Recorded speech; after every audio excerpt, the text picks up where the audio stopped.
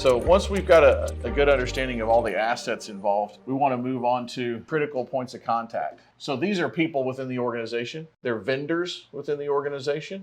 Could be companies that are providing support for the SaaS environment. At the organizational level, we'll have a point of contact that's a technical point of contact. This is the person that has traditionally provided most of the technical direction of the organization. It could be multiple people. In bigger organizations, it's going to be a group of people. Somebody might be responsible for applications and desktops, and somebody might be responsible for networks and engineering, and somebody might be a PM within the organization.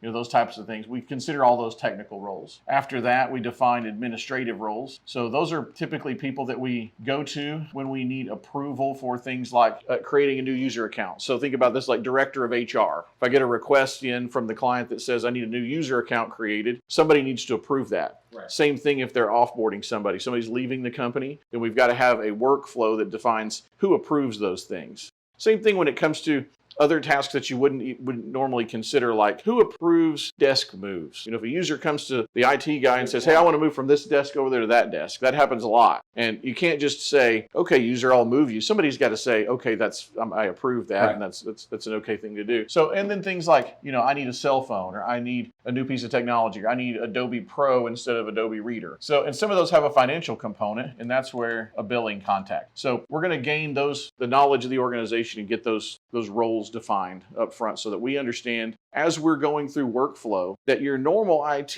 being insourced would understand because they know who the HR person is. The HR person probably handed them their offer letter when they hired them. But when we're coming in as an outside entity, we don't understand any of this workflow. We have no tribal knowledge of the organization at all. So what we're trying to do is build that familiarity with the organization so we know who are the key points of contact, who's the CEO. So these are people that we typically give VIP treatment.